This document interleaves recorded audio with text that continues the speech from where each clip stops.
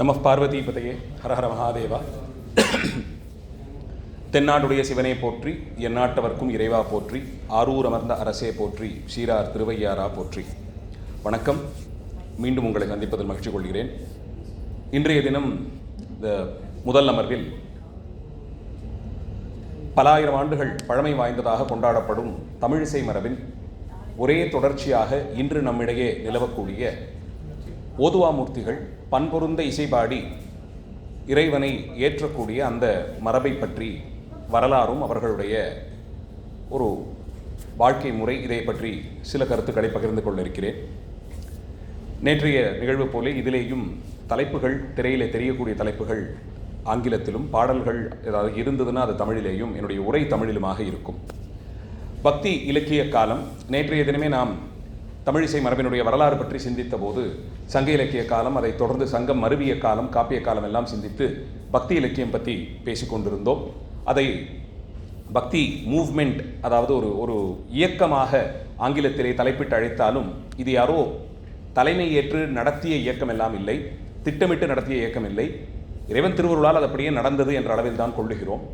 நான் வெவ்வேறு ஊர்களிலே வெவ்வேறு காலங்களிலே தோன்றி அருளிய ஆச்சாரியர்கள் அவர்கள் வழிநடத்த கொண்டு செல்லப்பட்டது தான் இந்த இயக்கம். ஆனாலும் அதை நம்முடைய தேவைகளுக்காக அதுக்கு பக்தி இயக்கம் என்ற ஒரு பெயரிட்டு வைத்திருக்கிறோம். இந்த பக்தி இயக்க காலம் தமிழகத்தின் பல்வேறு மாற்றங்களை சந்தித்த காலமாக கொள்ளப்படுகிறது. சங்க இலக்கிய காலத்திலிருந்தே இறை வழிபாடு இங்கே செறிவூன்றி இருந்தாலும் சிவபெருமான், முருகக்கடவுள், அம்பிகை, சூரியன் என்று பல்வேறு தெய்வங்கள் கொண்டாடப்பட்ட சிறப்புகள் எல்லாம் இருந்தாலும் இறைவனை மட்டுமே பாடக்கூடிய ஒரு உயரிய பணியாக கருதி தமிழால் இறைவனை இசை கொண்டு ஏத்துதல் என்ற மரபை சங்க இலக்கிய காலத்திற்கு பிறகு வந்த இந்த பக்தி இலக்கிய காலத்தில் தான் அதிகமாக பார்க்கிறோம். அப்போது ஏற்பட்டிருந்த சமுதாய அரசியல் சார்ந்த மாற்றங்கள், வடதமிழ்நாடு தென் தமிழ்நாடு இரண்டிலுமாக இருந்த மாற்றங்கள், அதனால் ஏற்படக்கூடிய இந்த மாற்றங்களை நெறிப்படுத்தி அதை ஒரு வழிபடுத்தி கொண்டு செல்வதற்கான ஒரு அமைப்பாக இது இருந்திருக்கிறது. நமக்கு சங்க காலத்தை ஒட்டி, சங்க காலத்தினுடைய நிறைவை ஒட்டி களப்பிரர்களுடைய காலமும் அவர்களை பற்றி அறிந்திருக்கக்கூடிய செய்திகள் குறைவுபட்ட அளவில் இருப்பதினால் அதை தொடர்ந்து வந்த பல்லவ காலத்திலும் ஏற்பட்ட மாற்றங்களாகத்தான் பெரும்பான்மை இந்த பக்தி இலக்கிய காலத்தை பார்க்கிறோம்.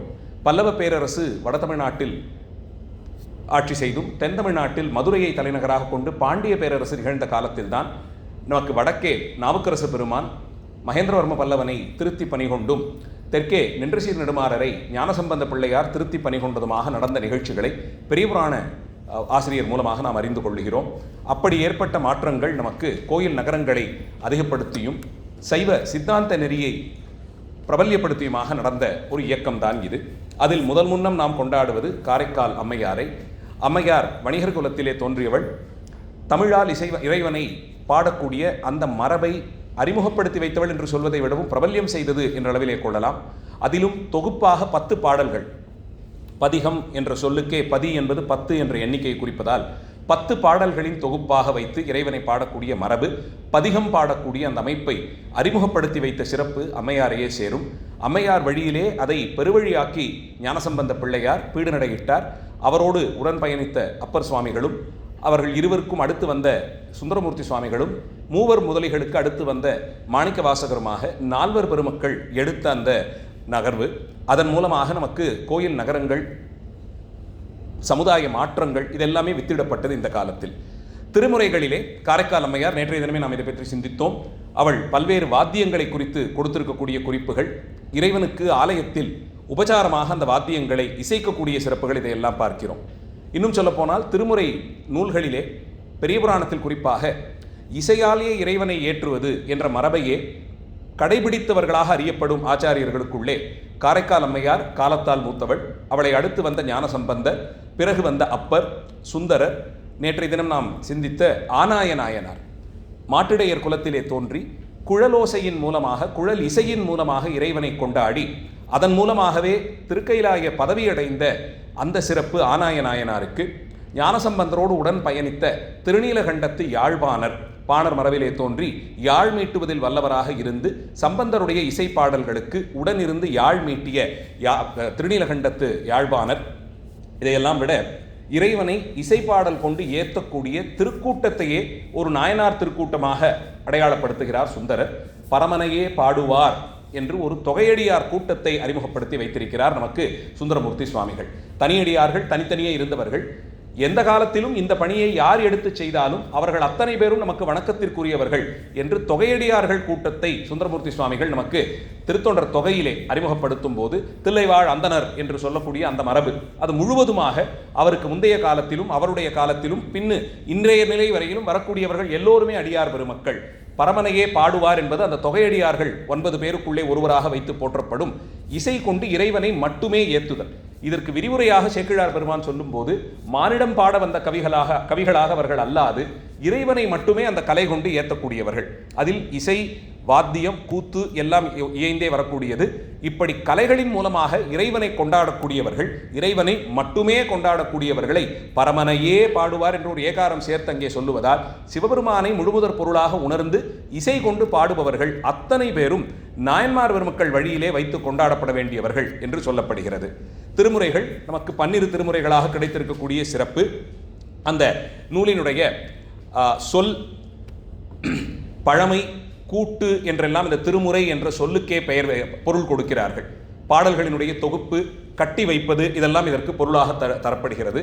திருமுறை பற்றி, திருமுறை என்ற சொல்லை திருமூலர் தம்முடைய திருமந்திரத்திலே பயன்படுத்தும் போது பாடும் திருமுறை பார்ப்பதி பாதங்கள் சூடுமின் சென்னி வாய் தோத்திரம் சொல்லுமே. திருமுறை பாடல்கள் இறைவனையுடைய திருவடியை பெருமையை பாடுவது என்ற நிலையில் இந்த பாடல்களின் தொகுப்புக்கு திருமுறை என்ற பெயரை நமக்கு திருமந்திர நூலாசிரியர் அப்போதே கொடுத்து விடுகிறார். திருமுறை எழுதுவோர் வாசிப்போர் என்று திருமுறைகளை பிரதியெடுக்கக்கூடிய பணியை செய்வதையும் சேர்த்து சேக்கிழார் பெருமான் கணநாத நாயனார் புராணத்திலே சொல்லுகிறார். அடியார்கள் தமக்கே தாம் எடுத்துக்கொண்ட தொண்டுகளிலே ஒன்று திருமுறை பாடல்களை பிரதி எடுத்து கொடுப்பது. அந்த காலத்தில் அச்சிடுதல் முதலிய பணிகள் எல்லாம் இயந்திரங்கள் கொண்டு செய்ய முடியாமல் இருந்த காலத்தில் இத்தனை ஆயிரம் பாடல்கள் அடுத்தடுத்து மக்களுக்கு பயன்பட வேண்டும் என்றால் அதை முழுவதுமாக கைப்பிரதியாக எடுக்கணும். அப்படி திருமுறை பாடல்களை சித்தசுத்தியோடு கூடி அதற்குரியதான தீட்சை பெற்றவர்கள் திருக்கை கொண்டே எழுதி அதை எழுத்து பிரதியாக செய்வதே ஒரு பெரிய தொண்டாக கருதி வாழ்ந்து வந்தார்கள். அந்த காலத்தில் திருமுறைகள் ஓதுவிக்க வேண்டும் என்றாலோ அல்லது சைவ சித்தாந்த சாத்திரங்கள் பாடம் சொல்ல வேண்டும் என்றாலோ ஆசிரியர்கள் கொடுத்த ஒரு முக்கிய பணி அந்த சாத்திர நூலையோ அல்லது திருமுறை நூலையோ முழுவதுமாக ஒரு கைப்பிரதி எழுத வேண்டும் என்று சொல்லுவார்கள். முழுவதுமாக சிவஞான போதம் சாஸ்திர பாடம் சொல்லணும்னா முழுவதுமாக மாபாடியத்தை கைப்பிரதியாக எழுதி கொடுக்கணும். எழுதி கொடுக்கும் பட்சத்தில் அவர்களுக்கு அதில் இருக்கக்கூடிய ஊற்றம் நமக்கு தெளிவாக தெரியும். எவ்வளவு தூரத்திற்கு அதை கற்றுக்கொள்ள வேண்டும் என்ற ஆர்வம் இருந்தால் முழுவதும் ஒரு கைப்பிரதியாக எழுதுவார்கள். அவ்வளவு பொறுமை இருக்கு, அவ்வளவு ஆர்வம் இருக்குன்னா அவர்களுக்கு நாம் பாடம் சொல்லி வைக்க வேண்டும் என்ற ஆர்வத்தினால் அப்படி ஒரு கொள்கை உண்டு. ஓடி வரும் காரணருக்கு உண்மை உரைக்க வேண்டும் என்று குருஞான சம்பந்தர் நமக்கு சொல்லுகிறார். தேடி ஓடி வந்து காலிலே விழுந்து இழைத்து அவர்கள் வேண்டும் வேண்டும் என்று ஆசைப்பட்டு கேட்கும் போது தான் உபதேசங்கள் செய்து வைக்கப்பட்டிருக்கின்றன. அந்த விதத்தில் திருமுறைகளை பிரதியாக எழுதுவதே ஒரு பெரிய பணியாக பார்த்த ஒரு காலம். அந்த மரபில் இந்த திருமுறை பாடல்கள் தொகுக்கப்பட்ட 10ஆம் நூற்றாண்டு நம்பியாண்டார் நம்பிகளை கொண்டு மாமன்னர் ராஜராஜர் காலத்தில் தொகுக்கப்பட்டதாக சொல்லப்படும் அந்த செய்தி நமக்கு மிகவும் முக்கியமான ஒரு செய்தியாக கிடைக்கிறது. பிற்காலத்தில் திருமுறை கண்ட புராணம் என்ற நூலிலே முதலில் விரிவாக பேசப்பட்டாலும் இந்த செய்தி நம்பியாண்டார் நம்பிகள் என்ற ஒருவரை கொண்டு மாமன்னர் ராஜராஜர் திருமுறை தொகுத்தார் என்ற வரலாற்று செய்தி நமக்கு மிகவும் முக்கியம் வாய்ந்ததாக கருதப்படுகிறது.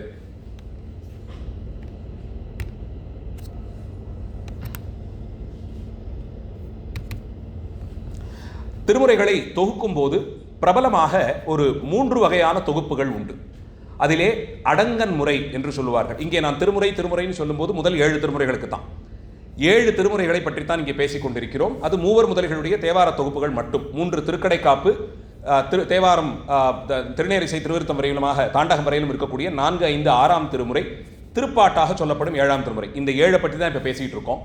அந்த 7 திருமுறைகளையும் தொகுக்கக்கூடிய வகையில் 3 வகையாக அதை தொகுப்பார்கள். அதை அமைத்து தொகுக்கக்கூடியதில் 3 வகையான தொகுப்புகள் உண்டு. முதல் தொகுப்பு அடங்கன் முறை என்று பெயர்.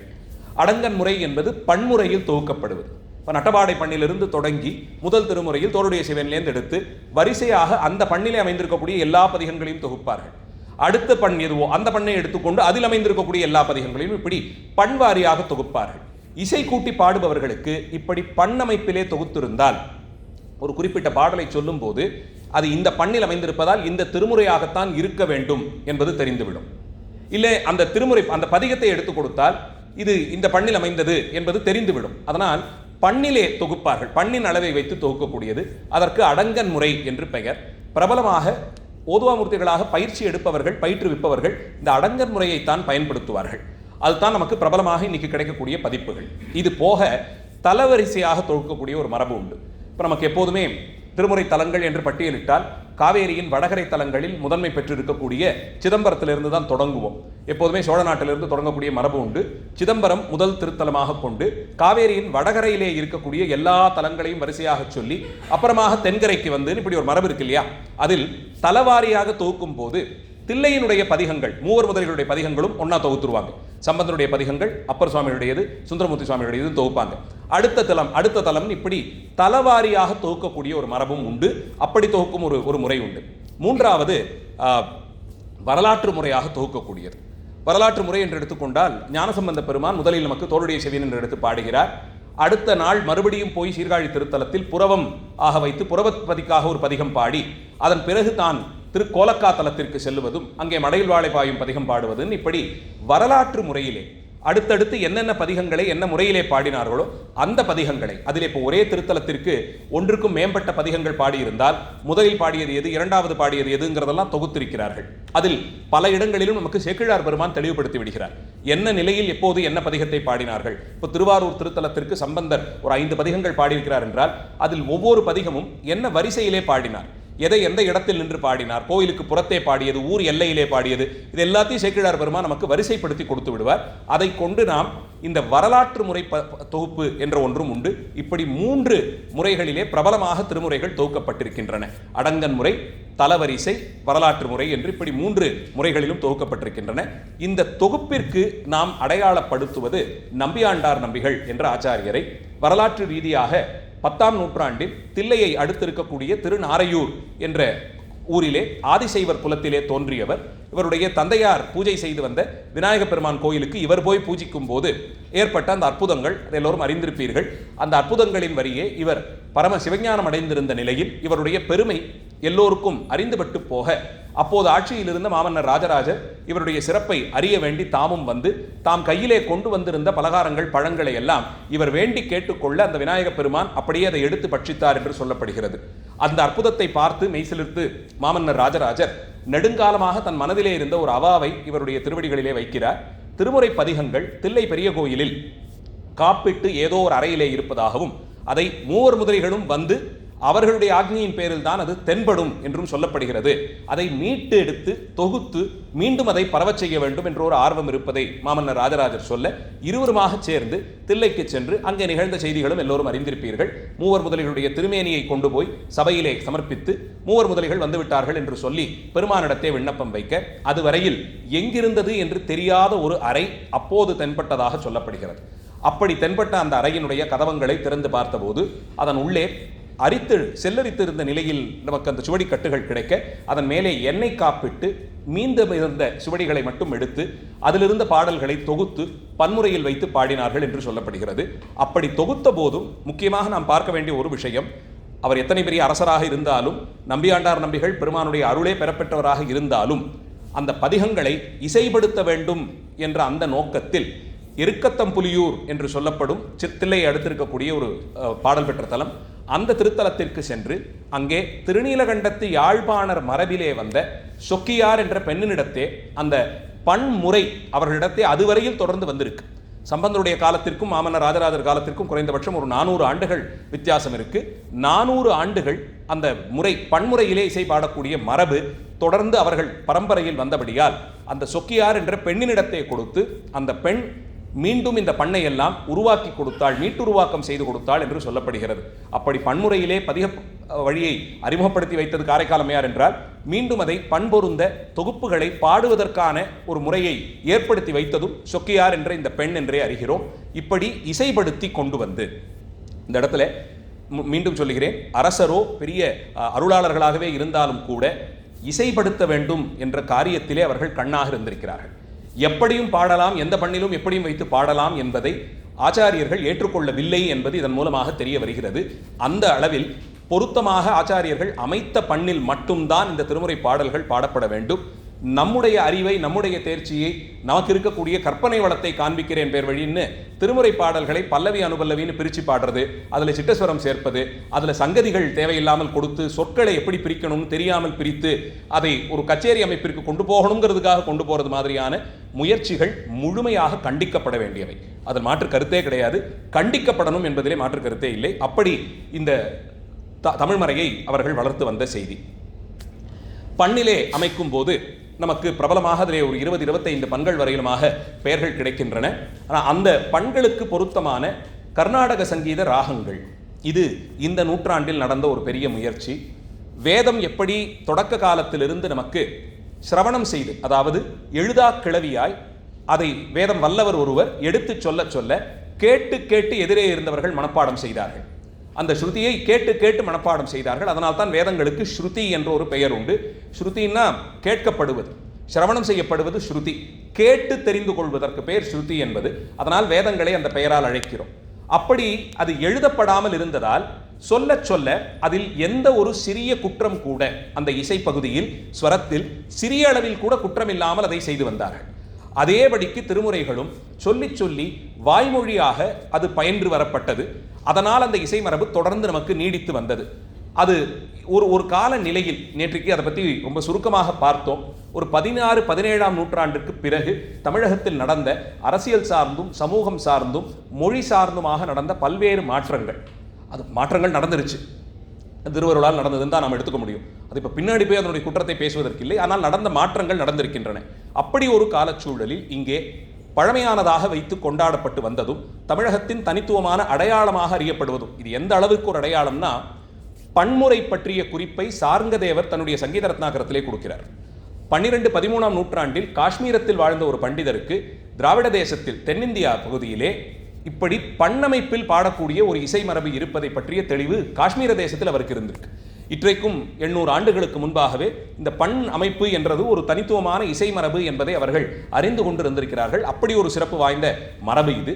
அந்த மரபு அது பல்வேறு காரணங்களால் மழுங்கி போய் 20ஆம் நூற்றாண்டில் நேற்றைய தினம் பேசியது போலே நமக்கு தமிழிசை சங்கம் என்ற ஒன்று தொடங்கி அதிலே இதை மீட்டுருவாக்கம் செய்ய வேண்டும் என்ற ஆர்வத்தினால் அப்போது பண்ணிசையில் பிரபலங்களாக இருந்த பேரறிஞர்கள், இசைவாணர்கள், சமய வல்லுநர்கள் எல்லோரையும் சேர்த்து வருடந்தோறும் மார்கழி மாதத்திலே நடக்கக்கூடிய கூட்டு அமர்விலே அவருடைய கண்ணோட்டங்களை எடுத்துச் சொல்ல, அது பல்வேறு சர்ச்சைகள், மிக நீளமான விவாதங்கள் இதெல்லாம் நடந்து முடிந்து அந்தந்த பண்களுக்குரிய ராகங்கள் இவை என்ற அளவில் ஒரு கணக்கிற்கு வருகிறார்கள். அது எதன் அடிப்படையில் வந்தாங்கிறது ஆவணப்படுத்தப்பட்ட நூல்களாகவே நமக்கு கிடைக்குது. வாய்ப்பு இருப்பவர்கள் அவசியம் படிக்கணும். இசைமானவர்கள் நிச்சயமாக படிக்க வேண்டியது அந்த விவாதங்கள்லாம். ரொம்ப அறிவுசார் விவாதங்கள், அதிலே தாக்குதல் என்று இருக்காது. ஆனால் அவரவர்களுடைய கண்ணோட்டத்தை மிகவும் அழுத்தமாக பதிவு செய்திருப்பார்கள். அந்த விவாதங்கள் அவசியமாக படிக்கப்பட வேண்டியவை. அதில் தான் நமக்கு பஞ்சம பண் என்றால் அதற்கு ஆகிரி ராகம்தான் அமைப்பு, புறநீர்மைன்னு சொல்லுவது பூபாலத்தை குறிக்கும் என்று இப்படி ஒவ்வொன்றுத்திற்கும் ஆனது. கௌசிக பண் என்பது பைரவி ராகத்திற்கு என்று இப்படி பண்களை ஒவ்வொரு ராகங்களோடு ஒப்பிட்டு அந்த வரிசையிலே கொண்டு செல்ல தொடங்கினார்கள்.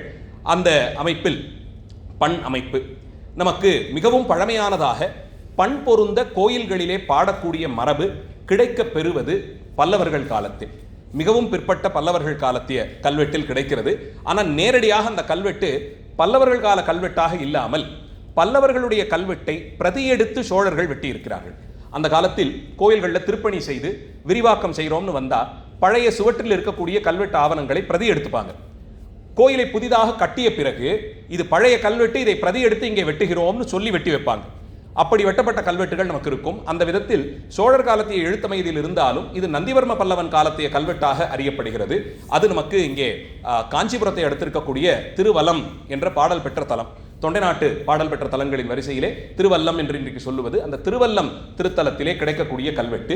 அதிலே சாட்ட பெருமக்கள் திருப்பதிகம் விண்ணப்பம் செய்வார், பிடாரர், ஓதுவார், தேசிகர் என்றெல்லாம் இப்படி பல்வேறு பெயர்களால் இவர்கள் தொடக்க அறியப்படுகிறார்கள்.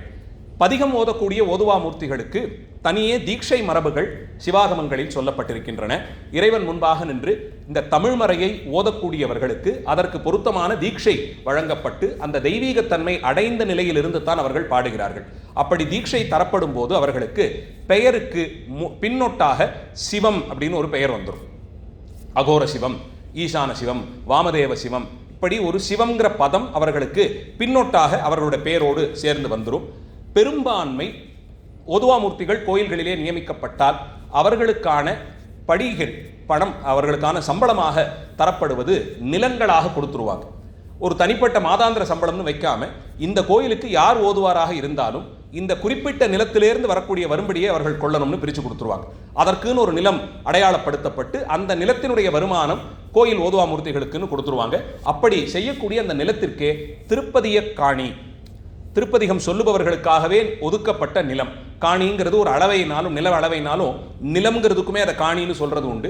அந்த விதத்தில் திருப்பதிய காணின்னு சொல்லி அதை தனியே நிபந்தம் கொடுத்து அதிலிருந்து பெறப்படும் வருமானம் ஓதுவாமூர்த்திகளுக்குன்னு.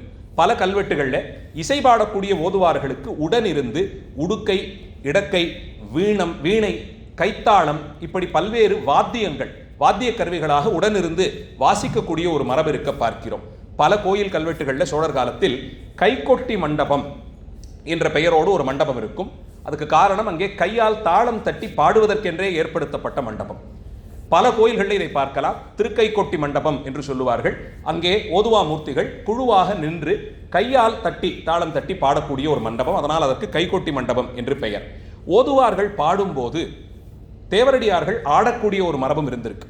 இவர்கள் இறைவன் முன்பாக பாடுவது ஒன்று, அவர்கள் ஆடும்போது இந்த தேவரடியார் பெண்கள் ஆடும்போது உடனிருந்து பாடுவதற்கும் ஓதுவார்கள் நியமிக்கப்பட்டிருக்கிறார்கள். அதில் ரொம்ப சுவையான ஒரு திருவொற்றியூர் ஆதிபுரீஸ்வரர் கோயிலில் கிடைக்கக்கூடிய ஒரு நல்ல கல்வெட்டு, வீரராஜேந்திர சோழருடைய காலத்திய கல்வெட்டில் அவர் மனைவியார் கணவனுடைய உடல் நலத்திற்காக, அந்த மனைவி வீரராஜேந்திரனுடைய மனைவி வீரராஜேந்திரனுடைய உடல் நலத்திற்காக வேண்டி அந்த திருக்கோயிலிலே சுவாமி முன்பாக தினந்தோறும் திருச்சாழல் பதிகங்களை ஓதுவாமூர்த்திகள் பாட, திருவாசகத்திலிருந்து சாழல் பதிகங்களை அவர்கள் பாட, இந்த தேவரடியார் பெண்கள் அதற்கு அபிநயம் பிடித்து ஆடும்படியாக ஒரு நிபந்தம் கொடுக்கிறாள்.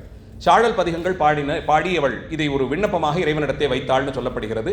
உடல் நலம் தேறி வரணும் தன்னுடைய கணவன் என்று வீரராஜேந்திரனுடைய மனைவி அப்படி ஒரு நிலத்தை கொடுத்திருக்கிறார். தேவார நாயக்கம் என்றே ஒரு திருமேனி செய்வது வழக்கமாக இருந்திருக்கு. ஓதுவாமூர்த்திகள் பயிற்சி எடுத்துக்கொள்ளும் போது திருமுறை பாடல்களை ஏதோ பாட்டா பாடுறோங்கிற மாதிரி பண்ண மாட்டாங்க. பயிற்சி எடுக்கும் போது கூட அது ஒரு வழிபாடு போலே கருதியதால் தேவார நாயகம் என்ற பேரிலே ஒரு சுவாமியினுடைய திருமேனி, அந்த திருமேனி பள்ளிகளிலே இருக்கும், ஓதுவார் பள்ளிகளிலே. அந்த திருமேனியின் முன்பாக மறந்துத்தான் பாடமே கேட்பார்கள். அதனால் ஏதோ பாட்டு வகுப்பு எடுக்கிறோங்கிற மாதிரி எங்கே வேணாலும் எப்படி வேணாலும் எடுக்கலாங்கிறது கிடையாது. இது அதற்கான இடத்தில் அதற்கான அந்த மரியாதையோடு கொடுத்து சுவாமியின் திருமேனி முன்பாக இருந்து தான் அதை எடுப்பார்கள். தேவார கல்லூரி, இது தஞ்சை பெரிய கோயிலிருந்து நமக்கு முதல்ல கிடைக்க ஆரம்பிக்குது. 10ஆம் நூற்றாண்டிலிருந்து தேவாரம் ஓதுவிப்பதற்கு பாடசாலைகள் இருந்தது தெரிய வருகிறது. தேவார கல்லூரி என்றே அதற்கு பெயரும் இருக்க பார்க்கிறோம். திருவல்லத்தில் முதல்ல கிடைத்ததாக சொன்னேன் இல்லையா, அந்த கல்வெட்டு நந்திவர்ம பல்லவனுடைய காலத்திய கல்வெட்டு திருவல்லம் வில்வநாதீஸ்வரர் கோயிலே இருப்பது. அதில் திருப்பள்ளித்தாமம் பறிப்பார்க்கும் திருப்பதிகம் பாடுவாருள் இந்த பல பணி செய்வார்க்கும் நெல்லு 400 காடியும். கோயிலில் என்னென்ன மாதிரியான பணிகள் இருக்குங்கிறதுக்கு ஒரு வரிசை இடும்போது திருப்பள்ளித்தாமம் பறிப்பார்க்கும், பள்ளித்தாமம் என்பது சிவாலயங்களில் பூ பறிக்கக்கூடிய பணி. சுவாமியினுடைய பூஜைக்கு பூ பறித்து நந்தவனத்திலிருந்து பூ பறித்து மாலை தொடுத்து சாற்ற வேண்டிய பணி, அதற்கு பள்ளித்தாமம் என்று பெயர். அதோடு சேர்த்து திருப்பதிகம் பாடுவாருள் இந்த பல பணி செய்வார்க்கும், பல்வேறு பணிகளை வரிசையிடும் போது அதிலே திருப்பதிகம் பாடுவார் என்றே ஓதுவாமூர்த்திகள் அறியப்படுவதால் பதிக விண்ணப்பம் என்பது தேவார பதிகங்கள் மட்டும்தான், வேறு எந்த இசையும் இருக்க முடியாது. அதனால் முதலில் நமக்கு கிடைக்கக்கூடிய கல்வெட்டாக பல்லவர் காலத்திய கடைசி நூற்றாண்டில் கிடைக்கக்கூடிய கல்வெட்டுன்னு எடுத்துக்கிறோம். அதே போல் சோழர் காலத்திய கல்வெட்டுகள்னு எடுத்துக்கொண்டால் அல்லூர், அந்தநல்லூர், இப்படி பல்வேறு ஊர்களில் லால்குடி இங்கெல்லாம் நமக்கு ஓதுவாமூர்த்திகள் நியமிக்கப்பட்டிருந்ததை பற்றிய கல்வெட்டுகள் உண்டு. திருப்பதிகம் விண்ணப்பம் செய்வார் என்பது அவர்களுக்கு பிரபலமாக அறியப்பட்ட பெயர். திருப்பதிகம் விண்ணப்பம் செய்வார் என்பது திருவிழிமடலை கோயிலே ஒரு கல்வெட்டு. அங்கே ஒவ்வொரு நாளும் மாலை வேளையில் சுவாமி திருப்பலிக்காக எழுந்தருளும் போது பலிபேரம்னு சொல்லுவாங்க, சுவாமியினுடைய திருமேனியை எடுத்துக்கொண்டு ஒவ்வொரு திக்கிலும் போய் பலியிடுவார்கள். பலினா சுவாமியினுடைய பிரசாதத்தை அங்கங்கே விநியோகம் செய்து கொண்டு போவார்கள். அந்தந்த திக்கிற்குரிய தெய்வங்களுக்கு என்று அந்த பலியிடப்படும். அப்போது அந்தந்த திக்கிற்கான பதிக பண்களை ஓதுவாமூர்த்திகள் பாட வேண்டும். இது குறித்து ஒரு திருவிழிமிடலையிலே இது குறித்து ஒரு கல்வெட்டு உண்டு. புள்ளமங்கை தலத்தில் முதலிலே ராஜராஜ சோழனுடைய காலத்தில் 12ஆம் ஆட்சி ஆண்டில் ஒரு கல்வெட்டு வருது. அதிலே இறையிலியாக நிலம் கொடுக்கப்பட்டது. இறையிலி அப்படின்னா இறைனா வரி, இறையிலினா வரி நீக்கப்பட்ட நிலம். டாக்ஸ் ஃப்ரீன்னு இப்போ சொல்கிறோம் இல்லையா, ஒரு குறிப்பிட்ட நிலத்தை அது அதனுடைய பயன்பாட்டை கருதி வரியை நீக்கிடுவாங்க. அப்போ அதிலிருந்து வரக்கூடிய வருமானம் முழுவதும் அந்த பணிக்குன்னு போகும். இப்போ ஓதுவார்களுடைய சம்பளத்துக்குன்னு கொடுக்கப்பட்ட நிலத்திற்கு வரி ஒன்றை போட்டு அதுக்கு வரி பணத்தையும் வாங்கிக்கிட்டா சம்பளம் குறைவாகும். ஆனால் அந்த நிலத்தை முழுக்க வரி நீங்கல்னு சொல்லிடுவாங்க, இறையிலின்னு சொல்லி. அப்படி இறையிலியாக கொடுக்கப்பட்ட நிலம் அது யாருக்குன்னா சாத்த பெருமக்கள், நின்றோதும் சாத்த பெருமக்கள். இந்த ஒரு கோயிலில் தான் இந்த பேர் வருதுன்னு நினைக்கிறேன். வேற எந்த கல்வெட்டிலும் இந்த ஓதுவார்களுக்கு இந்த பேரை நான் பார்த்ததில்லை. நின்றோதும் சாத்த பெருமக்கள், நின்று ஓதுபவர்கள், அவர்களுக்கு அந்த பேரை அழகாக வச்சிருக்காங்க. சுவாமி முன்பாக நின்று கொண்டுதான் எப்போதும் பாடுவதனால் நின்றோதும் சாத்த பெருமக்கள்னு அவர்களுக்கு பெயர் வைத்து அது 12ஆம் ஆட்சி ஆண்டில் கிடைக்குது. மறுபடியும் 23ஆம் ஆட்சி ஆண்டில் அதே நிலம் வரிக்கு உட்படுத்தப்படுகிறது. அதை வரி இடணும், அதுக்கு வரி போடணும்னு சொல்றாங்க. காரணம் என்னன்னா, அப்போ அந்த கோயிலில் ஓதுவார்கள் பணியில இல்லை. அவர்களுக்குன்னு கொடுக்கப்பட்ட நிலம் அந்த சம்பாத்தியம் பயன்படும் போது அதை வரி நீக்கியும், அவர்கள் இல்லாது போகும்போது மறுபடியும் அதற்கு வரி கொடுத்துமாக வந்த கல்வெட்டு. மற்றொரு ரொம்ப அழகான கல்வெட்டு திருச்சிராப்பள்ளி அருகே இருக்கும் திருவெரும்பூர் திருத்தலத்தில் கிடைக்கக்கூடிய கல்வெட்டு. திருவெரும்பூர் காவேரி கரையிலே இருக்கக்கூடிய திருத்தலம். அந்த பகுதிகள்லாம் காவேரி ரொம்ப பக்கத்தில் ஓடிக்கொண்டிருக்கும். கண்டராதித்ய சோழர் காலத்தில் கிடைக்கக்கூடிய ஒரு முக்கியமான கல்வெட்டு. காவேரி கரையில் அடிக்கடி வெள்ளம் ஏற்படும் போது அந்த வெள்ளம் கரையோரமாக இருக்கக்கூடிய நிலங்கள் எல்லாம் புகுந்துடும். நிலங்களில் வெள்ளம் புகுந்தால் ஒரு பிரச்சனை, எல்லைக்கல் நட்டிருப்பாங்க. யாருடைய நிலம்னு வரையறை செய்யும் போது எல்லைக்கல் நடுவாங்க. இன்னைக்கும் கூட நாம ஒரு நிலத்தை போய் பதிவு பண்ணணும் அப்படின்னு சொன்னோம்னா பதிவு பண்ண கையோடு நாம செய்யற வேலை எல்லைக்கல் நடுவோம். கல் நட்டு அதை சுத்தி வேலி, கம்பி வேலி மாதிரி போடுறோம் இல்லையா, அந்த மாதிரி அந்த காலத்தில் கோயிலுக்கு கொடுக்கப்பட்டிருந்த நிலங்களில் அது சிவாலயமாக இருந்தால் சூலக்கல் அப்படின்னு சொல்லி ஒரு கல்லிலே திரிசூலம் பொறிக்கப்பட்டு அந்த கல் தான் எல்லைக்கல்லாக நடப்படும். அது சிவன் கோயிலுக்கானது. அதுக்கு பக்கத்திலேயே பெருமாள் கோயிலுக்கு நிலம் இருந்தால் திரு ஆழிக்கல் அப்படின்னு சொல்லுவாங்க. ஆழின்னா திருமால் கையிலே வைத்திருக்கக்கூடிய சக்கரம், அந்த சக்கரம் பொறிக்கப்பட்ட கல் இருக்கும். இந்த மாதிரி ஒவ்வொரு தெய்வத்திற்குமான கோயில்களுக்கு அந்தந்த ஆயுதங்கள் அங்கே சின்னமாக இடப்பட்டு அதுதான் அங்கங்கே நமக்கு நடப்படும். அந்த விதத்தில் திரு ஆழிக்கல், திரு சூலக்கல் ரெண்டுமே இருக்கும். இங்கே திருவெரும்பூர் பக்கத்தில் இருக்கக்கூடிய இன்னொரு ஒரு சதுர்வேதி மங்கலம், அந்த ஊருக்கும் ஒரு கோயில் இருக்கு, அதுக்கும் நிலங்கள் கொடுத்துருக்காங்க. என்ன ஆயிடுச்சு, ஒரு நிலையில காவேரி வெள்ளத்தினால் இந்த எல்லைக்கல்கள் அடித்து கொண்டு போக நிலத்தினுடைய வரையறை, எது வரைக்கும் உங்க நிலம் எது வரைக்கும் எங்க நிலம்ங்கிற சண்டை ரொம்ப தீவிரமா போச்சு. ஏதோ ஒரு நிலையில மத்தியஸ்தம் பண்ணி தீர்த்து வைக்கலான்னு பார்த்தா எந்த நிலையிலும் இது போகவே இல்லை. உள்ளூர்ல இருந்த ஆட்சியாளர்கள், பக்கத்துல இருந்து வந்தவங்க யாருடைய பேச்சுக்கும் கட்டுப்படாமல் இந்த சண்டை போய்கொண்டே இருந்தது. அப்போ கண்டராதித்த சோழர் அவருடைய அமைச்சர்மாருள் அவருக்கு ரொம்ப நெருக்கமாக இருந்த ஒருத்தரிடத்தை போய் இதை தீர்த்துட்டு வரணும். திருவெரும்பூர் கோயிலுக்கான நிலமும் மற்ற கோயிலுக்கான நிலத்தையும் தீர்த்து நீங்க பிரிச்சு கொடுத்துட்டு வரணும். அதை கொடுத்துட்டு தான் நீங்க வரணும், திரும்பி அதெல்லாம் வந்தே பார்க்காதீங்கன்ற அளவுக்கு சொல்லி அனுப்பிடுற. வந்த அந்த அமைச்சர் அதுக்காக பேச்சுவார்த்தைக்கு கூப்பிடுறார். 2 ஊர் மக்களும் வராங்க, திருவெரும்பூர்காரர்களும் வராங்க, அந்த சதுர்வேதி மங்கலத்துக்காரர்களும் வராங்க.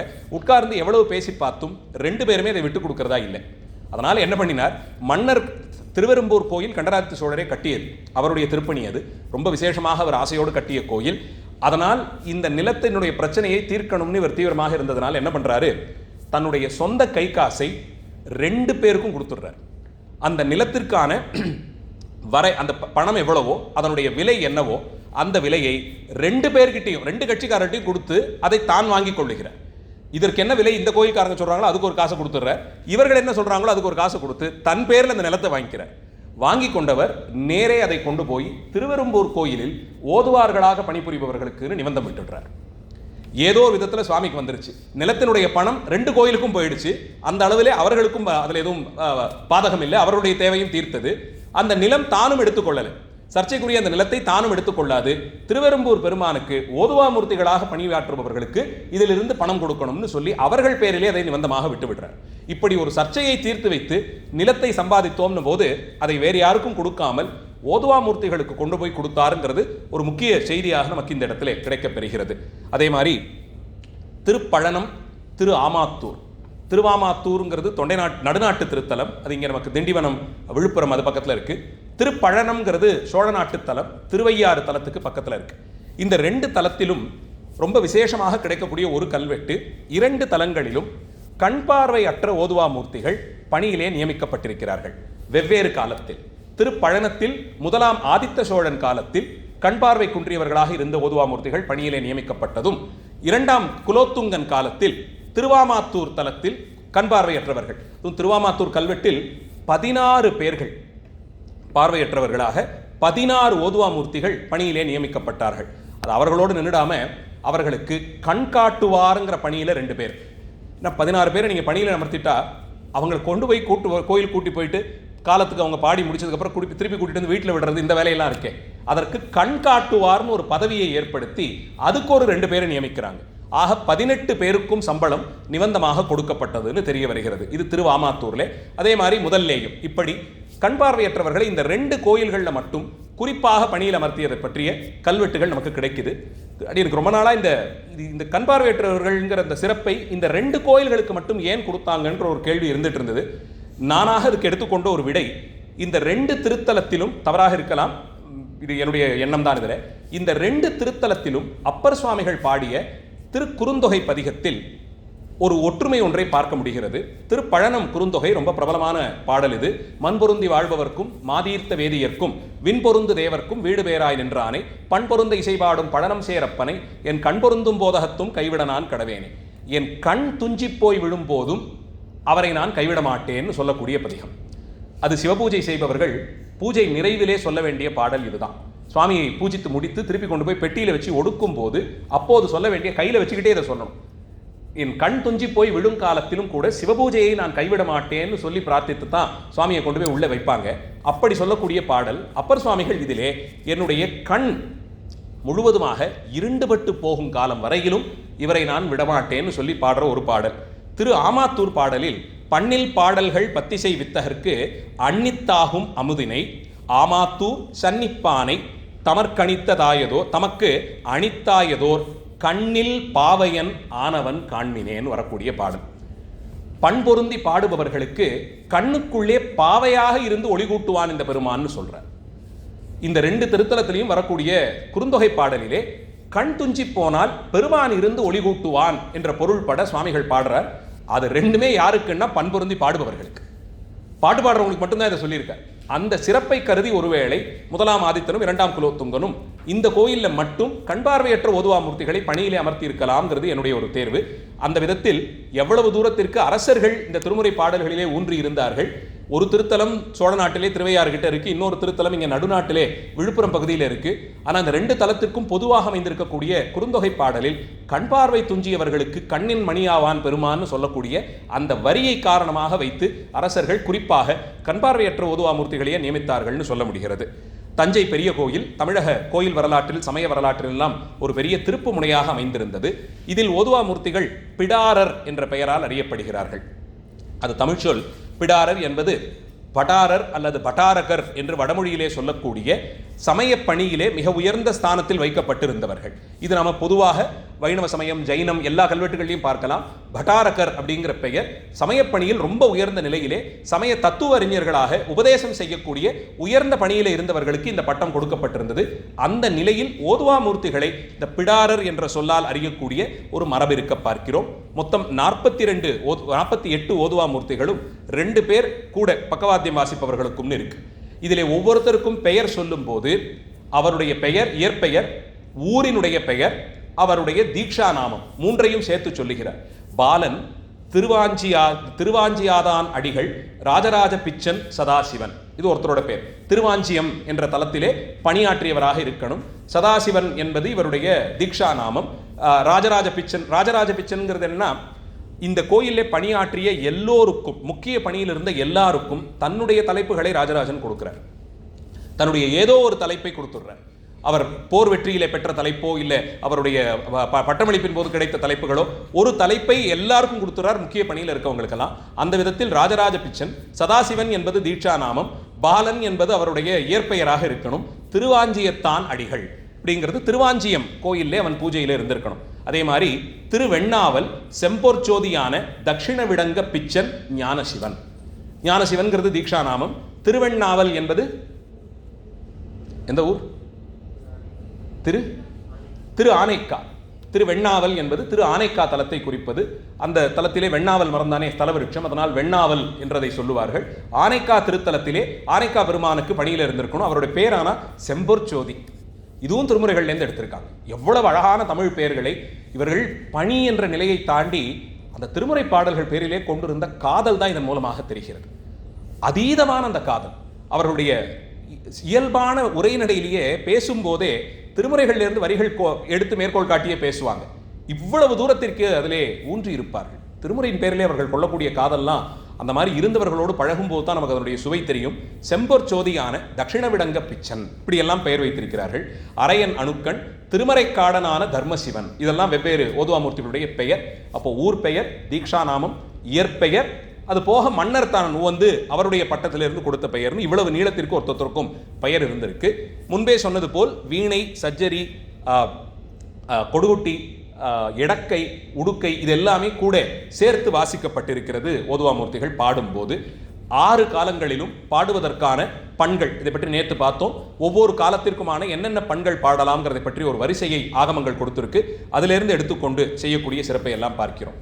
இது இப்படியே இருந்து வந்து அடுத்து நமக்கு பிற்கால பாண்டியர்கள் காலத்திலே ஓதுவாமூர்த்திகள் பணியிலே நியமிக்கப்பட்டிருந்ததெல்லாம் பற்றி தனியே சொல்ல வேண்டியதில்லை. ஏன்னா மதுரை எம்பதி, தமிழுக்கே வாய்த்த பதி, சங்கம் வைத்து தமிழாய்ந்த சிறப்பெல்லாம் பாண்டியர்களுக்கு உண்டு. பெருமான் தானே வந்து இசைவாணர்களுக்காக வாது செய்ததெல்லாம் பற்றி நேற்று பார்த்தோம். இசைவல்லவர்களுக்குள்ளே தேவகானம் பாடுபவர்களுக்கு சிறப்பு கொடுத்த இசைவாது வென்ற படலம் இதெல்லாம் நமக்கு மதுரை எம்பதியிலே தான் நடக்க பார்க்கிறோம். அதனால் இறைவன் இசையை அவ்வளவு தூரத்திற்கு உயர்த்தி கொண்டாடிய பாண்டிய நாட்டில் குறைவில்லாமல் பல தலங்களிலும் ஓதுவாமூர்த்திகள் நியமிக்கப்பட்டு அவர்களுடைய பணியெல்லாம் தொடர்ந்து நடந்து வந்திருக்க பார்க்கிறோம். அதன் பிறகு நமக்கு 13ஆம் நூற்றாண்டிற்கு பிறகு ஏற்பட்ட படையெடுப்புகள், 14ஆம் நூற்றாண்டில் குறிப்பாக படையெடுப்புகளில் தஞ்சை பகுதியும் மதுரையும் மிகப்பெரிய அளவிலே பாதிக்கப்பட்டிருந்த ஒரு சூழலில் அங்கே ஏற்பட்ட சமய மாற்றம், அங்கே அதனால் ஏற்பட்ட கலாச்சார பாரம்பரிய கலை மாற்றம் இதெல்லாம் ஏற்படுகிறது.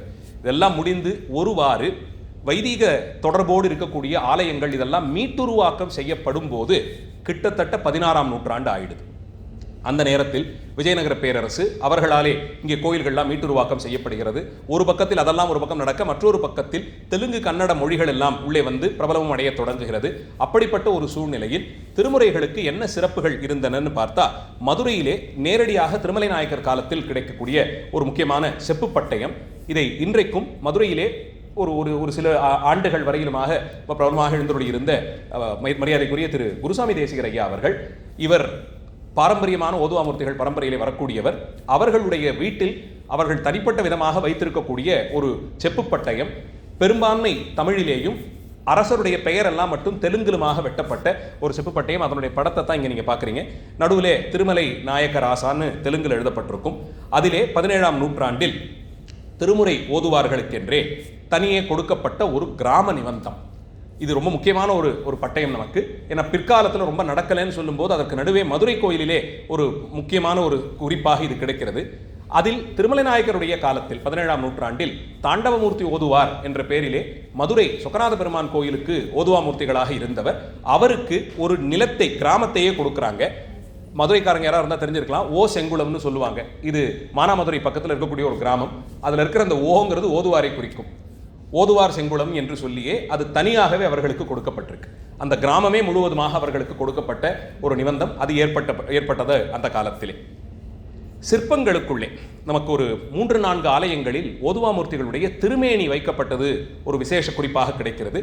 குறிப்பாக தாராசுரம் கோயிலில் 2ஆம் ராஜராஜன் காலத்தில் எடுப்பிக்கப்பட்ட உலக பாரம்பரிய சின்னங்களில் ஒன்றாக தஞ்சை பெரிய கோயில், கங்கை கொண்ட சோழபுரம், தாராசுரம், இந்த 3 கோயிலையும் சொல்லுவோம். அந்த விதத்தில் கட்டிடக்கலை நுணுக்கத்திற்கும் சிறப்பிற்கும் பெயர் பெற்றதாக விளங்கக்கூடிய தாராசுரம் திருக்கோயிலிலே பார்க்கக்கூடிய 1 இல்லை 2 இல்லை 10 இல்லை 108 ஓதுவாமூர்த்திகள் வரிசையாக வடக்கு திருமாளிகை திருச்சுற்றிலே 108 ஓதுவாமூர்த்திகள் வரிசையாக நின்றிருக்கக்கூடிய காட்சி இந்த படத்தில் நீங்கள் பார்க்கலாம்.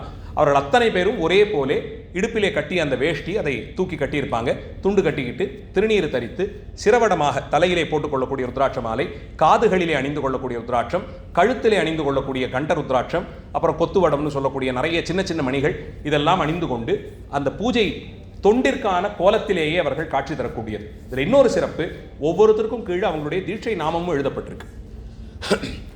அப்ப தனித்தனியே இருந்த ஓதுவாமூர்த்திகள் 108 ஓதுவார்கள் இந்த திருக்கோயிலில் பணியிலே இருந்திருக்கிறாங்கன்னு தெரிய வருது.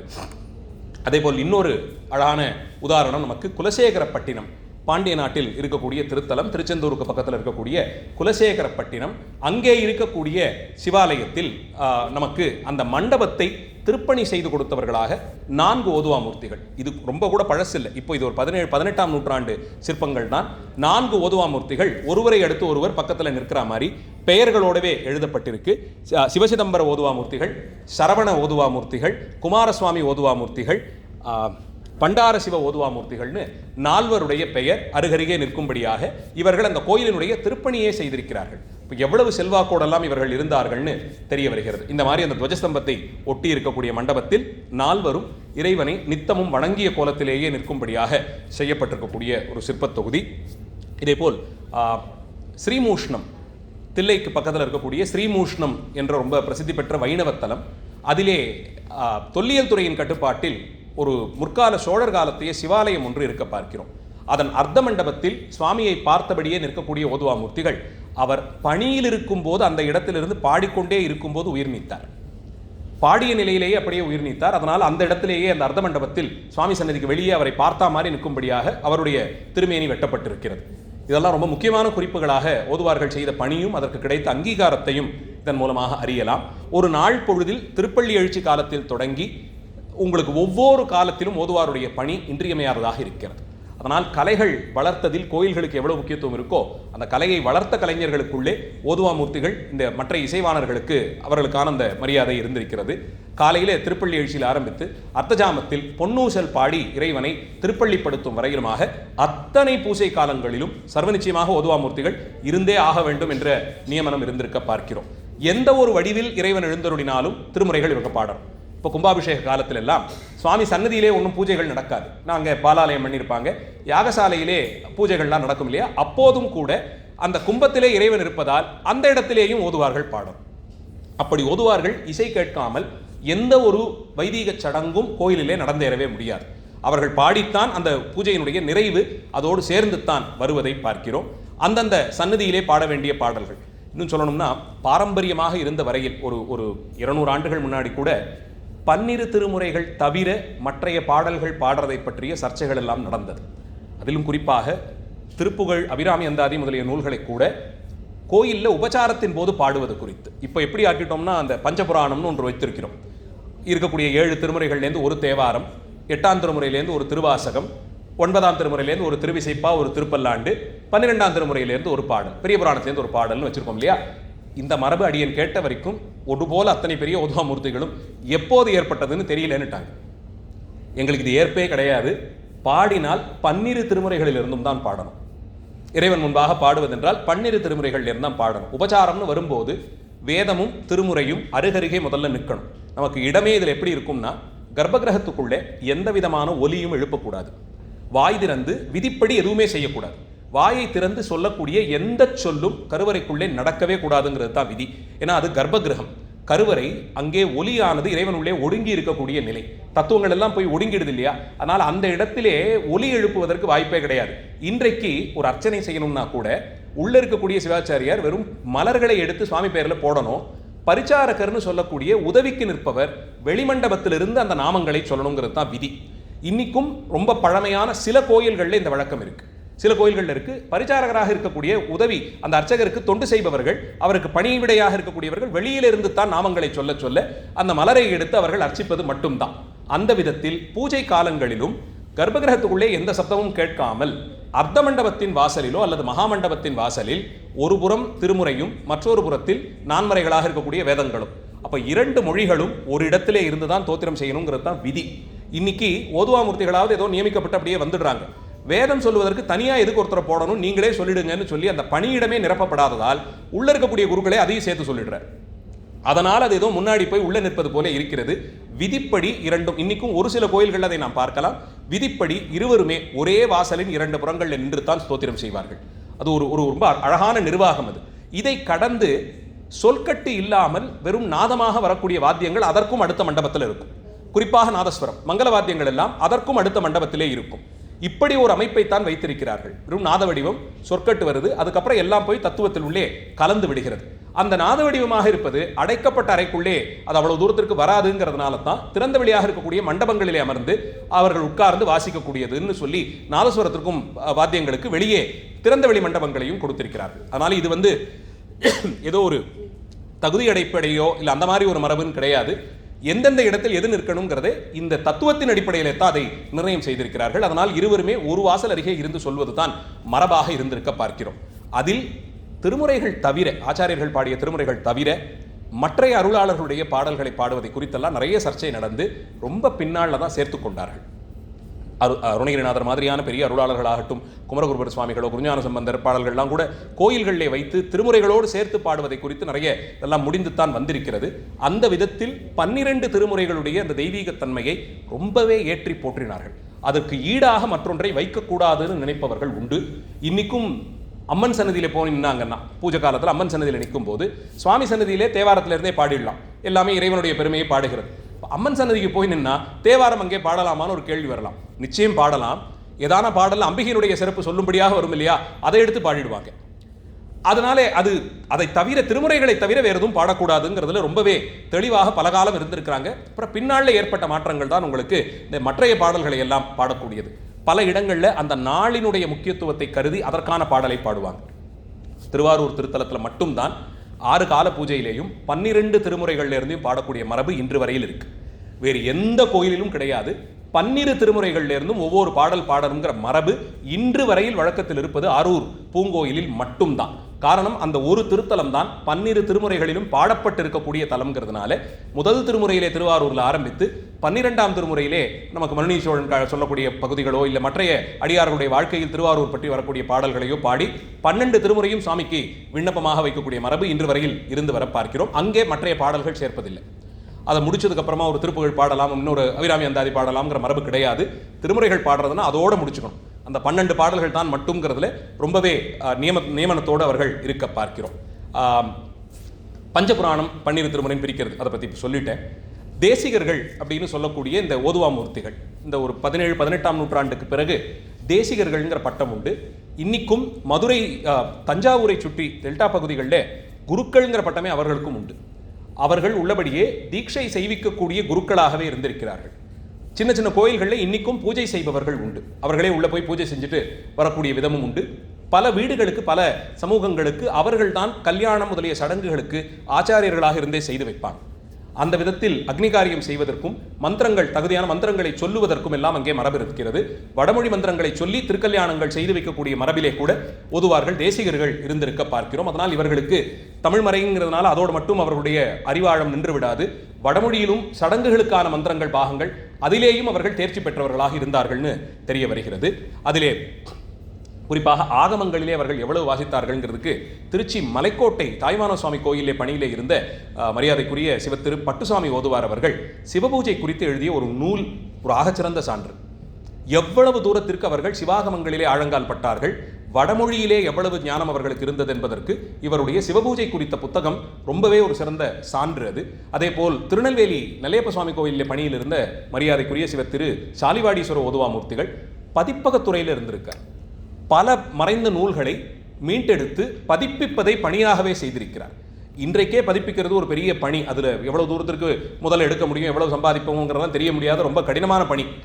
அதுக்கு இது நான் அடியன் சொல்வது ஒரு 100 ஆண்டுகளுக்கு முன்பாக பதிப்புத்துறையெல்லாம் புதிதாக வந்த காலத்தில் சுவடிகள் குறைவாக இருக்கக்கூடிய, பிரதிகள் அதிகம் இல்லாத நூல்களை கைப்பிரதியாக எழுதி அதை அச்சிட்டு வெளியிட்டதெல்லாம் அவர் எடுத்து மேற்கொண்டு செய்திருக்கிறார்கள்னா, பாடும் பணியோடு நின்று விடாது அவர்கள் தொடர்ந்து சமயப்பணியிலே எவ்வளவு தூரத்திற்கு ஈடுபட்டார்கள்ங்கிறது தெரிய வருகிறது. இது போக முக்கிய விழாக்களின் போது, குறிப்பாக நாயன்மார் பெருமக்களினுடைய குரு பூஜை விழாக்கள், ஆச்சாரியருடைய குரு பூஜை விழாக்கள், இதெல்லாம் ரொம்ப முக்கியமான பணியிலே அவர்கள் இருந்திருக்கிறார்கள். இன்றைக்கும் கூட தமிழகத்தில் சில முக்கிய விழாக்களில் பல ஊர்களிலிருந்து ஓதுவார்கள் ஒன்று கூடி பாடுவதை கேட்பதற்குன்னு தனியாக அந்த திருவிழாக்கு போவாங்க. அந்த திருவிழாக்கு போய் சுவாமி தரிசனம் பண்ணுறோங்கிறத தாண்டி இத்தனை ஓதுவார்கள் வந்து சேர்ந்து செய்ய ஒன்று நடக்கும், அதை வேற எங்கும் பார்க்க முடியாதுன்னு சொல்லி அந்த சிறப்பை கேட்பதற்குன்னே போவாங்க. குறிப்பாக கச்சி ஏகம்பத்தில் திருவிழா பிரம்மோற்சவம் பங்குனி மாதத்தில் நடந்து முடிந்து கடைசி நாள், விடையாற்றி கடைசி நாள் அன்னைக்கு இரவு ஒரு 11 மணிக்கு மேலே ஆரம்பித்து கார்த்தால 4-5 மணி வரைக்கும் பல ஓதுவா மூர்த்திகள், இன்னைக்கு இருக்கக்கூடிய ரொம்ப பிரபலம் அடைந்த மரியாதைக்குரிய இப்போது பத்மஸ்ரீ விருது பெற்று நடுவரசு மரியாதை செய்த திருத்தணி சுவாமிநாத ஓதுவா மூர்த்திகள் தொடக்கமாக பல ஓதுவாமூர்த்திகள் அங்கே ஒன்று கூடுவார்கள். அந்த ஒரு 6 மணி நேரம் அந்த தமிழிசை கேட்பதற்கென்னே பல ஊர்களிலிருந்து அடியார்கள் வருவாங்க. ரொம்ப சிறப்பான காட்சியாக இருக்கும். அதே மாதிரி தில்லையிலே ஆடி சுவாதி சுந்தரமூர்த்தி சுவாமிகளுடைய குரு பூஜை, வீதியிலே மட்டும் ஒரு 6 மணி நேரம் ஓதுவார்கள் பாடுவாங்க. அமர்ந்தே பாடுவாங்க. கையிலே ஒரு சின்ன பாய் மாதிரி எடுத்துகிட்டு போயிட்டு அதை போட்டு அங்கேயே உட்கார்ந்துப்பாங்க. வீதியில் உட்கார்ந்து பாடுவாங்க. ராத்திரி அதுவும் இதே மாதிரி ஒரு 10-11 மணிக்கு ஆரம்பித்து விடிய விடிய பாடுவாங்க.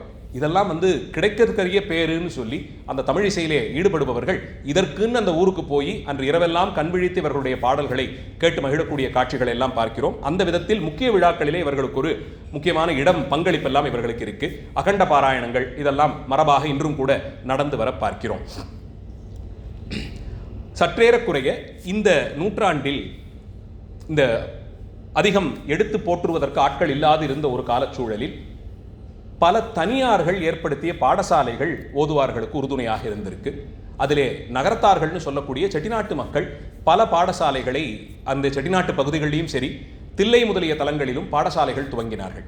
அதிலே குறிப்பாக இப்போ சமீபத்தில் தான் அந்த பாடசாலையிலே சேர்ப்பதற்கு ஒரு ப்ராஸ்பெக்டஸ் ஃபார்ம், ஒரு விதிமுறைகள் என்னென்னலாம் இதில் இருக்கும், ஒரு சிலபஸ் எல்லாம் நம்ம ஒரு கோர்ஸ் ஜாயின் பண்ணுறோம்னா கொடுப்பாங்க இல்லையா, ரூல்ஸ் அண்ட் ரெகுலேஷன்ஸு, என்னென்ன செமிஸ்டருக்கு என்னென்ன படிப்போம், மதிப்பீடு எந்த அளவில் பண்ணுவாங்க, மார்க் சிஸ்டம் எப்படி இருக்க போகுது, இவாலுவேஷன் எப்படி இருக்கும்லாம் கொடுப்பாங்க இல்லையா. அந்த மாதிரி ஒரு ப்ராஸ்பெக்டஸ் டிசைன் பண்ணியிருக்காங்க. என்னென்ன பாடங்கள் சொல்லப்படும், எத்தனை நாட்கள், வாரத்தில் 2 நாள் அவங்க என்ன தேய்ச்சி குளிக்கணுங்கிற வரைக்கும் அதில் விதியில் போட்டிருப்பாங்க. அது வரைக்கும் போடப்பட்டு அவர்களுக்கு, ஏன்னா குருகுலம் அமைப்பில் இருக்கும், அதனால் அவர்களுக்கான மருத்துவ தேவைகள், அவர்களுக்கு உணவு, உடை, வருஷத்தில் எத்தனை நாட்கள் அவர்களுக்கு வேட்டி துண்டு புதுசாக தரப்படும், தீபாவளிக்கு, பொங்கலுக்கு, இந்த கணக்கெல்லாம் வைத்து சொல்லி அதிலே பாடத்திட்டம், ஒரு 7 ஆண்டுகளுக்கான பாடத்திட்டம், 5 ஆண்டுகளில் ஒரு ஷார்ட் டேர்ம் கோர்ஸ், அடுத்த ஒரு 2 ஆண்டுகள்னு சேர்த்து இப்படி 7 ஆண்டுகள் 5 ஆண்டுகள்னு 2 விதமாக பாடத்திட்டங்கள் வைத்திருந்திருக்கிறார்கள். அவர்களுக்கு அடிப்படையாக தேவைப்படும் தமிழ் இலக்கணம், கணக்கு, இது 2 சொல்லியிருக்காங்க. குறைந்தபட்சம் உங்களுக்கு உலகியல் வாழ்க்கையில் இது 2 தேவை. மொழியில ஒரு பிடிப்பு இருக்கணும், கணக்கு பாடம் நிச்சயம் தெரிஞ்சிருக்கணும். அதனால இது 2ம் சொல்லிக் கொடுப்பாங்க. அதில் கடன் வட்டி விகிதம் வரைக்கும் கணக்கில் சொல்லிக் கொடுத்துட்றாங்க. எப்படியும் இதெல்லாம் வாழ்க்கைக்கு தேவைங்கிறதுனால இது எப்படி கணக்கிடப்படுகிறதுங்கிறதெல்லாம் வரைக்கும் சேர்த்து சொல்லி ஒரு வெளியில் போகும்போது ஒரு 14 வயசு 15 வயதிலே வெளியே போய் அவர்கள் கல்யாணம் செய்து கொண்டு ஒரு வாழ்க்கையை வாழ்வதற்கான தகுதியையும் சேர்த்தே ஏற்படுத்தி தரும் விதமாக இந்த பாடசாலைகள் இருந்திருக்கின்றன.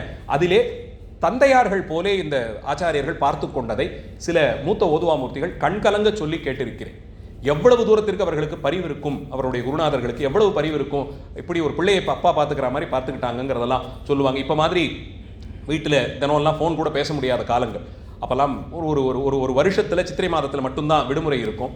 அந்த விடுமுறையிலும் ஏதாவது கோயில் உற்சவத்தில் போய் பாடினோன்னா காலனா அரைனா கிடைக்குங்கிறதுக்காக அப்போ வீட்டுக்கு போகிறதையும் தவிர்த்துட்டு குருநாதரோடு சேர்ந்து கோயிலில் போய் பாடுறதுக்கு போய் அதில் கிடைக்கக்கூடிய சம்பாவனை அதையெல்லாம் சேர்ப்பதுன்னு ரொம்ப கடினமான ஒரு பொருளாதார சூழ்நிலையில் உணவு, உடை, உறைவிடமெல்லாம் அவர்களுக்கு வழங்கி இந்த பணியை ஏற்று போற்றிய பெரிய உள்ளங்களை எல்லாம் இந்த இடத்திலே ரொம்ப மரியாதையோடு நான் நினைவு கூறுகிறேன்.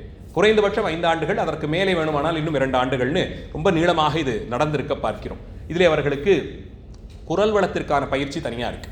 காலை வேளையில் வெறும் வயிற்றிலே உட்கார வைத்து அவர்களுக்கு குரல் வளத்திற்கான பயிற்சி மட்டும், அது போக நெய் அவர்களுக்கு கொடுக்கறதுக்கு அதுக்குன்னே ஒரு நிபந்தம் கொடுக்குறாங்க.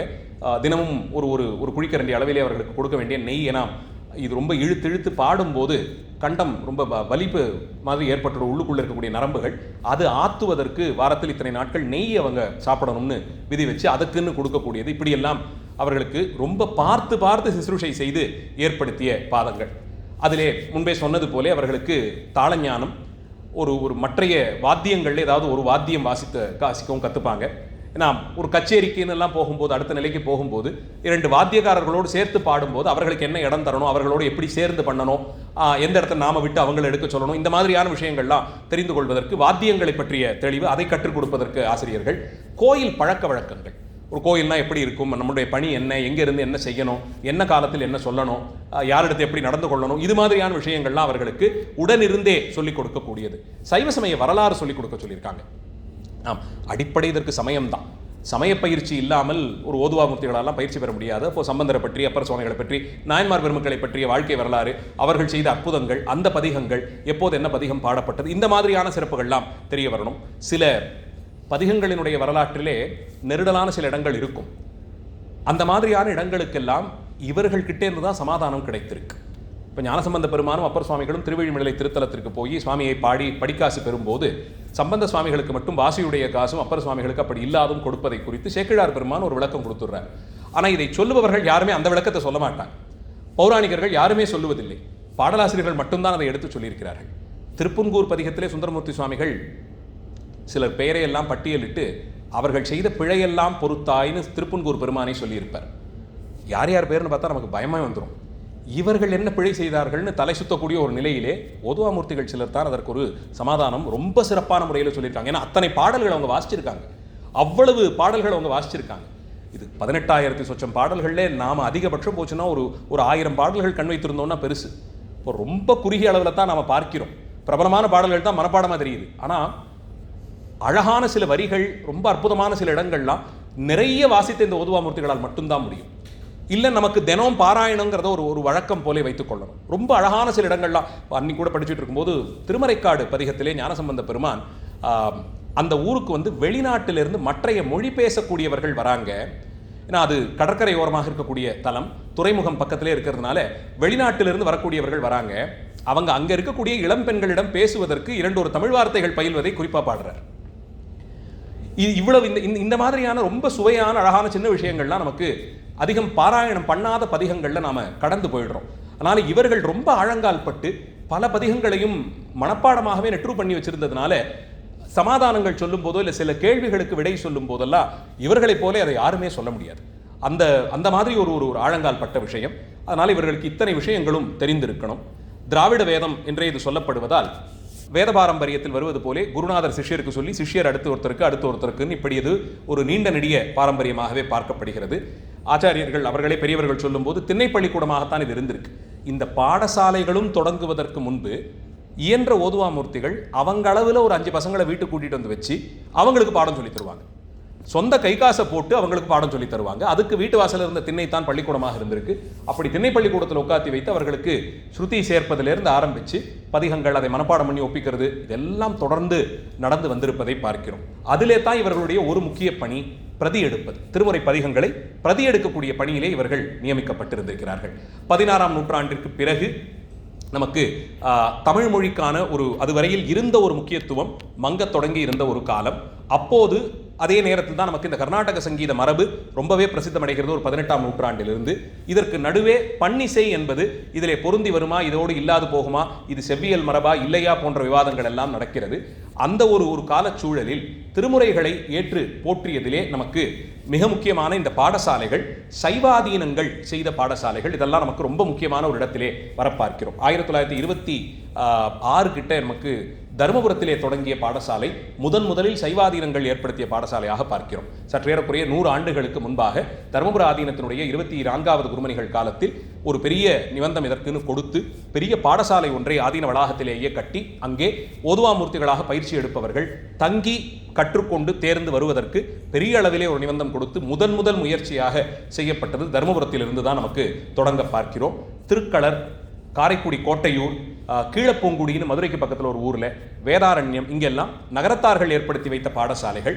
அதிலே குறிப்பாக இந்த கோட்டையூர் பாடசாலையிலே அடங்கன்முறை அருணாச்சல தேசிகர், அவசியம் எல்லாரும் கேள்விப்பட்டிருப்பீங்க, முதல் 7 திருமுறைகளும் முழுவதும் மனப்பாடமாக வைத்திருந்தவர்.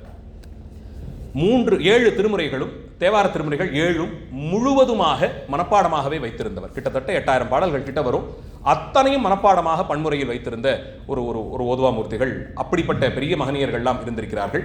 முன்பே சொன்னது போல் தருமபுர ஆதீனத்தினுடைய பணி 1941 முதன்முறையாக இந்த பாடசாலை தொடங்கி முழுவதுமாக அது இலவசமாகவே நடக்கணும்னு அன்றிலிருந்து இன்று வரை தொடர்ந்து 5 ஆண்டுகள் பாடத்திட்டத்தில் வைத்து எப்போதெல்லாம் முடியுமோ அப்போதெல்லாம் அந்த ஓதுவாமூர்த்திகளுக்கு சிறப்பு செய்யக்கூடிய பாங்கு இது தொடர்ந்து நடந்து வர பார்க்கிறோம்.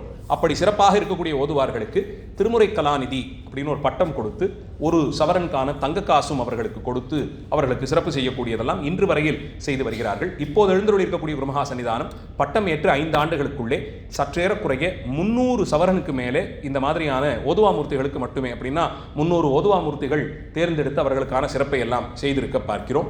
இப்படி வெவ்வேறு காலங்களில் வெவ்வேறு உற்சவங்கள் எல்லாம் நடக்க பார்க்கிறோம். தருமபுர ஆதீனத்தில் மற்றொரு சிறப்பான விஷயம், ஆவணி மாதம் மூல நட்சத்திரம், ஆவணி மூல நன்னாளில் இரவு முழுவதும் ஆதீன கர்த்தரே கண் விழித்து அங்கே மடத்திலேயே அமர்ந்திருப்பார். பூஜை மடத்திலே பூஜை, சொக்கநாத பெருமானுடைய பூஜையும் அப்படியே மண்டபத்திலேயே இருக்கும். பல ஓதுவாமூர்த்திகள் ஒன்று சேர்ந்து மதுரை தல திருப்பதிகங்களை மட்டும் முழுவதும் பாடுவாங்க. அன்னைக்கு இரவு மதுரை திருத்தல பதிகங்கள் மட்டும். ஆவணி மூலம் என்பது மதுரையிலே சொக்கநாத பெருமான் பட்டமேற்று கொண்ட நன்னாள். அதனால் அதை தருமபுரத்தில் விசேஷ பூஜையாக கொண்டாடுவார்கள். அன்றைய தினம் இரவு முழுவதும் கண் விழித்து, ஏன்னா சொக்கநாத பெருமானே ஆட்சி செய்ய வந்துவிட்டார்னும் போது பகலிரவு பாராது அது ஏற்பட்ட மகிழ்ச்சியாம். அதனால் கண்முழித்து முழு இரவும் மதுரை திருத்தல பதிகங்களை பெரிய சேர்ந்திசையாக ஓதுவாமூர்த்திகள் பாடுவாங்க. அதை பார்ப்பதற்கென்றே போய் அதிலே கலந்து கொள்வதற்கென்றே தனியே போய் அமர்ந்தெல்லாம் கேட்கும்படியான ஒரு சிறப்பு அதிலே செய்யப்படுகிறது. இப்படி பல்வேறு அமைப்புகள் சமீப காலத்தில் தமிழிசை சங்கம் பன்னாராய்ச்சி மாநாடுகளை 20ஆம் நூற்றாண்டில் நடத்தி அதிலிருந்து தான் நமக்கு இந்த பண்களினுடைய கர்நாடக சங்கீத ராகங்கள்னு ஒரு வரிசையை கொடுத்து அதனால் ஏற்பட்ட நன்மைகள் ரொம்ப அதிகம். ஓதுவாமூர்த்திகளுடைய பயிற்சிகள் இன்னும் விரிவடைய தொடங்கியது. இளைஞர்களிடத்தே ஒரு ஆர்வம் கடந்த சில ஆண்டுகளாக இருக்க பார்க்கிறோம். ஆனால் அந்த ஆர்வத்தில் ஒரே ஒரு சிறு விஷயம், மரபார்ந்த ஓதுவார்களிடத்தே கற்று பாரம்பரியமான பண்களில் மட்டும் பதிகங்களை பாடணுங்கிறதுல ஒரு எண்ணம் இருக்கணும். சமீப காலங்களிலே எப்படியும் பாடலாம்னு திரைப்பட பாடல்களுடைய மெட்டிலெல்லாம் திருமுறை பாடல்களை வைத்து பாடும் அளவிற்கு அதை கீழே இறக்கி வைத்து விட்டோம். ஒன்றை தெரிந்து கொள்ள வேண்டும், இந்த பாடல்கள் இறைவனை தட்டி எழுப்பிய பாடல்கள், பெருமான் வலிந்து வந்து அருள் செய்யும்படியாக செய்த பாடல்கள். இறைவனை கட்டி இழுக்கக்கூடிய ஒரு மந்திரபூர்வமான சக்தியெல்லாம் இந்த பாடல்களுக்கு இருக்குன்னா அதை ஏற்றி போற்ற வேண்டிய மரபில் மாற்றங்கள் ஏற்படக்கூடாது. அதனுடைய தரம் இவ்வளவு தாழ்ந்து போகுமோங்கிற அளவுக்கு அதை கொண்டு செல்லவே கூடாது. அதனால் மரபார்ந்து இருக்கக்கூடிய ஓதுவாமூர்த்திகளை அண்டி அவர்களிடத்தே இருந்து கற்றுக்கொண்டு அந்த பன்னிசை மரபு மாறாமல் பாட வேண்டும்.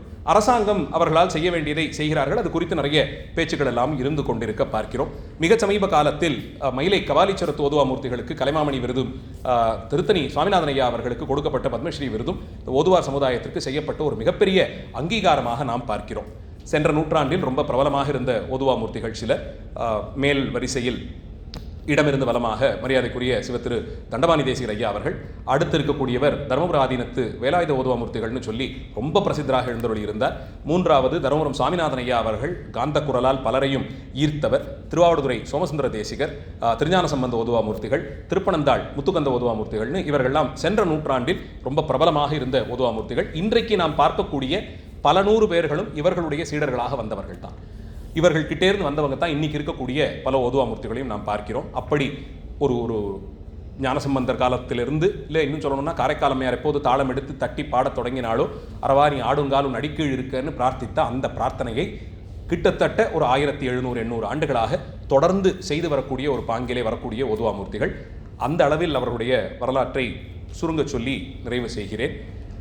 உள்ளம் ஆர் உருகாதார் ஊர்விடை வள்ளலார் திருவாரூர் மருங்கெலாம் தெள்ளும் ஓசை திருப்பதிகங்கள் பைன் கிள்ளை பாடுவ கேட்பன பூவைகாள். இந்த திருமுறை பதிகங்கள் அதிகம் பாடி பாடி பாடி திருவாரூர் திருத்தலத்தில் ஓதுவார்களே தேவையில்லை, அந்த ஊரில் இருந்த கிளிகளே திருமுறைகளை பயின்று பாடியதும் என்றும் அதற்கு கூட ஆடிய பறவைகளை பற்றியெல்லாம்னு திருமுறைகளில் 12ஆம் திருமுறையில் நமக்கு சேக்கிழார் சுவாமிகள் சொல்லுகிறார். அத்தனை சிறப்பு வாய்ந்த திருமுறைகளை மரபு மாறாமல் பாரம்பரியம் மாறாமல் ஏற்றி போற்றுவோம் என்பதை இங்கே இருக்கக்கூடிய இசைவாணர்களுக்கு விண்ணப்பமாக வைத்து அந்த அளவில் நிறைவு செய்கிறேன். மூர்த்தி எல்லாம் வாழி எங்கள் மோனகுரு வாழி அருள் வார்த்தை என்றும் வாழி அன்பர் வாழி பராபரமே. எல்லாம் ஸ்ரீ தியாகராஜ கிருபை. ஸ்ரீ தியாகராஜ மகாராஜோ விஜயத்தே. ஆரூரா தியாகேசா. நன்றி, வணக்கம்.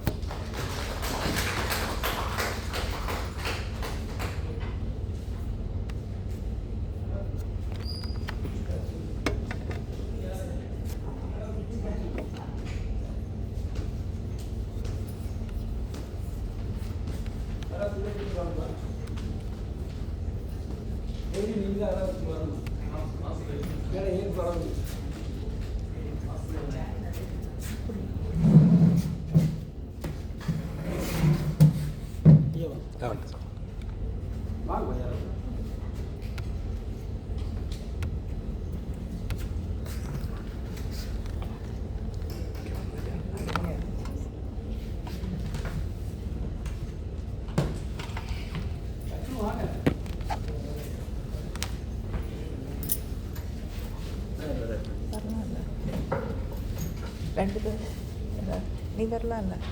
வா